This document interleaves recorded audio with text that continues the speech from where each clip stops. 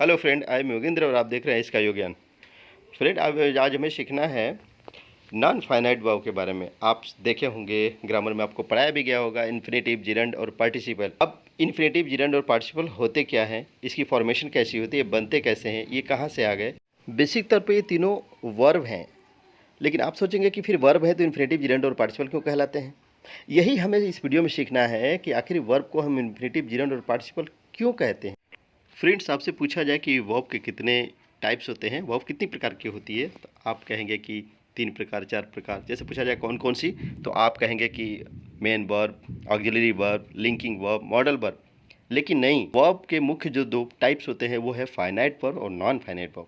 ये मुख्य 2 प्रकार हैं क्रिया के। जैसा कि फाइनाइट वर्ब में नीचे हमने लिखा हुआ है, a verb changes according to subject and tense. एक ऐसी क्रिया जो अपने सब्जेक्ट और अपने टेंस के अनुसार बदल जाती है, उसे फाइनाइट वर्ब। और जो वर्ब अपने सब्जेक्ट और टेंस के अनुसार चेंज नहीं होती है, उसे नॉन फाइनाइट कहते हैं, जैसे टू वॉक। चलो, हमें पढ़ना तो नॉन फाइनाइट वर्ब है, लेकिन फाइनाइट वर्ब भी थोड़ा सा देखते हैं। फाइनाइट वर्ब के 4 प्रकार होते हैं। First main verb, auxiliary verb, linking verb और मॉडल वर्ब। इसमें जो है मॉडल, ऑक्सिलरी, लिंकिंग, ये कभी नॉन फाइनाइट वर्ब नहीं बनते हैं। जो मेन वर्ब है, मेन वर्ब भी नॉन फाइनाइट वर्ब भी बनती है। तो फाइनली हम नॉन फाइनाइट वर्ब पे आते हैं। नॉन फाइनाइट वर्ब को पढ़ते हैं अच्छे से। नॉन फाइनाइट वर्ब सभी मेन वर्ब ही होती हैं, कोई भी वर्ब का कार्य नहीं करती। मतलब सारी जो फाइनाइट, नॉन फाइनाइट वर्ब होगी वो मेन वर्ब ही होगी, जो हम फाइनाइट में पढ़ चुके हैं, लेकिन वो कभी वर्ब का काम नहीं करेगी।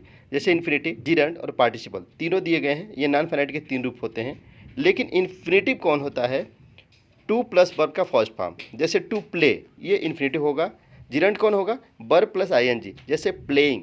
प्लेइंग जो है यह जिरंड का रूप होगा। पार्टिसिपल में 3 पार्टिसिपल होते हैं, प्रेजेंट पार्टिसिपल, पास्ट पार्टिसिपल और परफेक्ट पार्टिसिपल।